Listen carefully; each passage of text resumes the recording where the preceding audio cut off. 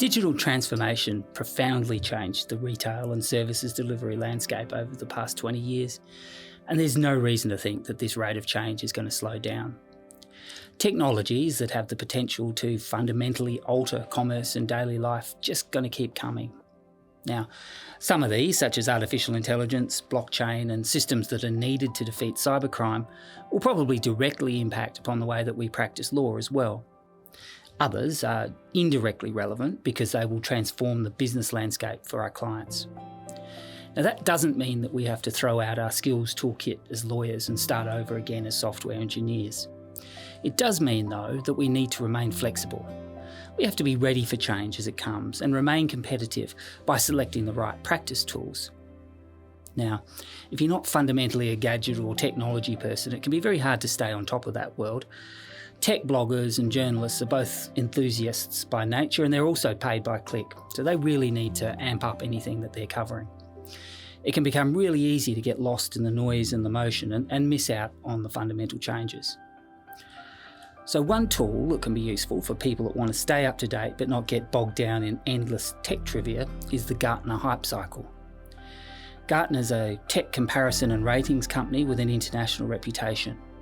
Their Hype Cycle tool is based around the idea that fundamental tech changes tend to go through a predictable cycle, and so does the interest and the commentary that surrounds them.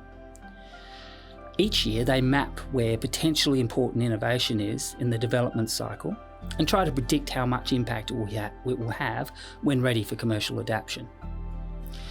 The basic hypothesis is that we hear about big ideas a long time before they become actually useful.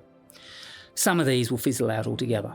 Some will turn out to be no particular big deal, and yet others will change the world. Now, these early stage technologies are represented here on the left-hand side of the graph, in a band that Gartner calls the innovation trigger phase. This grouping is not based on how long to commercial application, although that prediction's made as well, but how far it is through the current stage of development. Ideas in innovation trigger phase are speculative or early proof of concept prototypes, which have usually caught the attention of tech writers. There may be a great deal of commentary which bleeds out of tech circles and into the mainstream as well, so you hear quite a bit about it. Many of those listed by Gartner in the 2021-2022 cycle relate to artificial intelligence and the metaverse. So the media focus brings us to that next phase of the graph, which is the peak of inflated expectations. In this phase, early adopters might have some practical applications in use, and you're likely to hear a great deal about any early successes. For every success, though, there's going to be a dozen flops. An example of that is at mid-2022, non-fungible tokens. Considerable time and money might need to be spent to get it functioning, and under-resourced or oversold products are likely to disappoint. So the impression left behind at organisational level is, well, we tried that and it didn't work. Champions of the idea are left with egg on their faces, and traditionalists feel vindicated. Gartner calls this stage the Trough of disillusionment. And in terms of outside commentary, it often goes very quiet or even negative, and it appears that the whole idea was a flop. So an example as at 2022 is using artificial intelligence to analyse contracts and leases. Now, there's certainly a lot of useful tools out there, but they can only flag issues, not really undertake the job A to Z, as was originally predicted. Now, how deep that change in sentiment is will often vary from case to case. Sometimes there's almost no dip at all, but there'll usually be at least a slowing up of take-up as the early adopters struggle to get a return on investment and the fast followers wait for the next generation of products. Now, it's really important to note that this doesn't mean that the technology has failed. It just means that the initial over-optimistic assessment has corrected, and in many cases perhaps overcorrected. Gartner classifies the next stage of development as the slope of enlightenment. And during this phase, larger enterprises are bedding down their systems and turning potential into reality. Retailers and resellers are trying to standardise products and get the price down to a point where it doesn't require expensive bespoke projects. So probably it's at this point that lawyers should start to engage, or at least become conversant with the issues and consider what skills might be needed to either use the system ourselves or to understand it in the context of our client's business.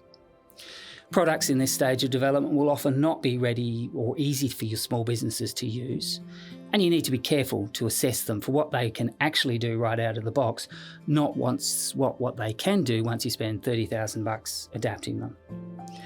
But again, the mindset to take away, if you look at them and decide not to proceed, is that the tech's not ready yet, but it might well be worth another look in a year or two. Technology that's starting that climb in 2022 is virtual reality, but probably only for entertainment and gaming, and specialist remote viewing, with the more esoteric metaverse applications being some way behind. The end stage or peak of productivity is where the technologies are no longer cutting edge, and if you're not using them, you're at risk of being left behind. By then, you should be fully across what the products can do for you and be ready to push the button if you haven't done so already. So an example as at 2021, 2022 is cloud computing. Now, I would suggest that if you're interested in following tech and tech-driven economic changes, you check the Gartner website every 6 months or so.